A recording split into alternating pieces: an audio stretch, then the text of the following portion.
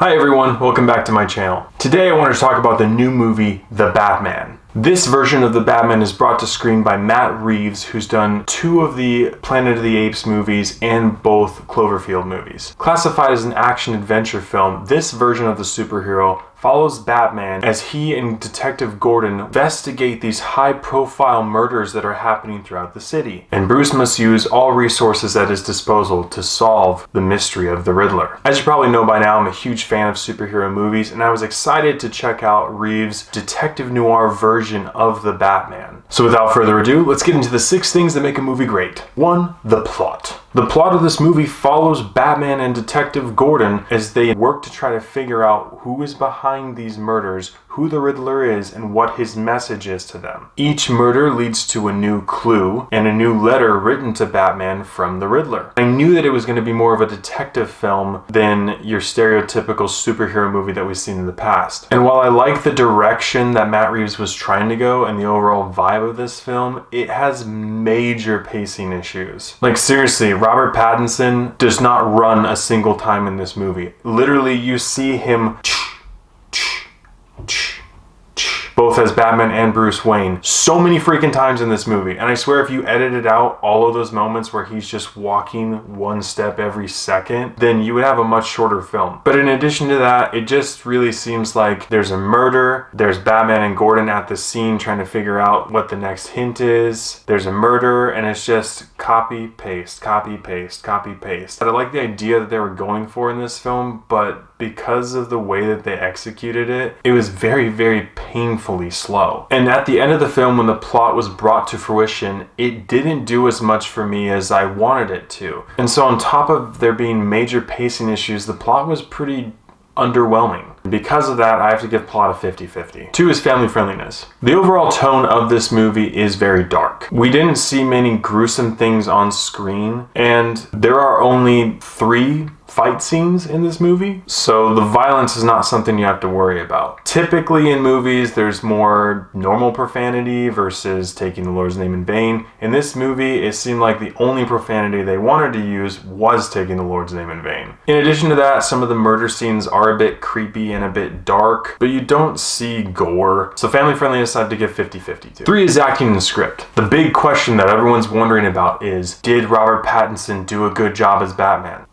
Yeah? People were so worried that they would look at Pattinson and see Edward, but truth be told, you only see Bruce Wayne like 3 or 4 times in this film. My issue with Pattinson was not that he looked like Edward, it's that he looked like, I chime in with the haven't you people ever, like borderline black suit Tobey Maguire Spider-Man. But as far as the acting goes, I think he did fine. I think Pattinson fits the role that Matt Reeves was trying to go for, which is more the detective Batman, not necessarily the superhero Batman. But there were 2 actors that stood out to me the most in this film. One was Colin Farrell as the Penguin, and although we don't see much of him, he absolutely kills it. Second is Jeffrey Wright, who plays James Gordon. I really enjoyed his portrayal of James Gordon and what he brought to the film. It was fun to see him mull over the scene of the crime with Batman, and he did a great job acting. I was disappointed by the lack of Andy Serkis in this movie. I feel like if you have Andy Serkis, you should use him more than you did, but he killed it, as usual. And even though the Carver twins played a really small role in this film, it was hilarious. So acting gets a thumbs up. The script of this movie, I feel like, was better on paper than it was on screen. Like I said, the pacing issues plagued this movie heavily, but the idea behind it was pretty good. Everything except the ending. And just the overall message of the film was pretty underwhelming. They do check a couple boxes in this movie too, which just, why? Why? And I don't know why directors feel like they have to include those things, even subliminally. But on the plus side, there were some one-liners in this movie that were actually funny. And in a movie that's supposed to be dark and serious and brooding, the one-liners not only caught me off guard, but they fit in well with the film and they were really funny. But on the flip side of that, there were also moments in this film that weren't supposed to be funny. They were supposed to be serious, but the way that they played out on screen or the way that the actors and actresses delivered them were kind of weird. For example, there's a police chief, Mackenzie, and his voice is like this. Clear the room. My cousin and I just straight up started laughing when we heard his voice. It was very out of place and weird. I don't want to be disrespectful to the actor, but it just robbed the scene of what it was actually trying to do and was very distracting. And there were moments like that sprinkled throughout this movie. So with that in mind, I have to give acting and script a 50-50. 4 is character development. This one I think is where this movie struggled the most. I think this movie counted on you having background knowledge of Batman and Bruce Wayne coming into this film, and I both liked it and I didn't. Because when you look at a movie objectively, you have to see it standalone by itself. You can't just assume that people have background knowledge about a superhero, but they really relied on that heavily for character development in this. Like I said, you only see Bruce Wayne maybe 3 times in this film, and so you barely get any character development with him. I was really excited because from the commercial it made it look like this version of Bruce Wayne and Batman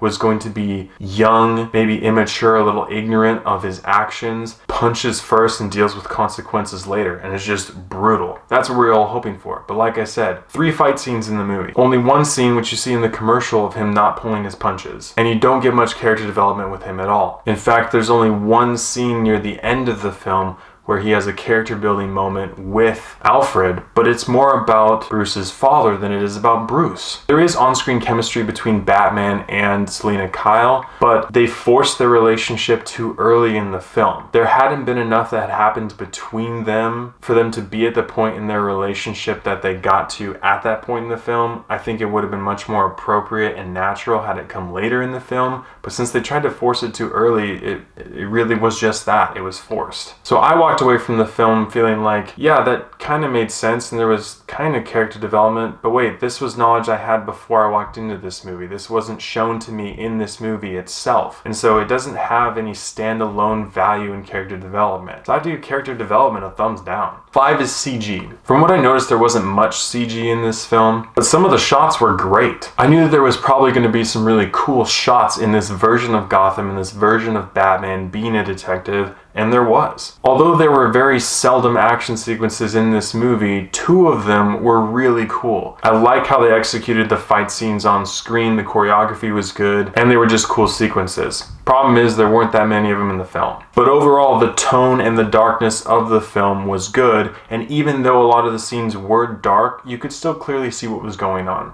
So CG gets a thumbs up. 6 is rewatchability. This movie is 2 hours and 56 minutes long, and unfortunately, you feel every single minute of it. I'm actually a big fan of long movies and that they take the time to tell a story, but it just seems like there's a lot of wasted time in this film that could be clipped out or better used to tell the story that they're trying to tell. And while I like this version of the Batman that Matt Reeves was going for, the pacing issues really put a dent in this film, which is unfortunate because I really wanted to like it. So I have to give rewatchability a thumbs down. The early to mid 20s detective noir version of Batman was a success, but this film overall was really difficult to make it through. So with that being said, I have to give The Batman a 6 out of 10. I really like what Matt Reeves was trying to go for, but unfortunately with the lack of character development, the grotesque pacing issues, and the underwhelming payoff at the end, what we ended up with on screen didn't give the idea the justice it deserved. And because of that, unfortunately, I wouldn't spend your time or money going to see this movie in theaters. As my cousin and I were leaving and I was paying for parking, one of the attendants asked the kid next to us what he thought of the movie. And he said, "This makes The Dark Knight look like crap." And I'll be completely honest with you, I almost slapped a hoe. My cousin immediately pulled me to the side and was like, "Bro, I was about to tell that kid, toe the line." Because if you're having to compare Batman films, this one doesn't even come close to the Dark Knight trilogy. The level of disrespect, I tell you. This movie did set itself up for a sequel, and I'm excited to see what Matt Reeves is able to do in more Batman movies within this universe, but I really hope they're able to clear up some of the pacing issues and give us a better paced movie, because this one was a struggle. Thank you so much for watching. If you've seen The Batman, please let me know what you thought about it in the comments below. As always, I appreciate your guys' love and support, and I'll catch you guys and gals in the next one.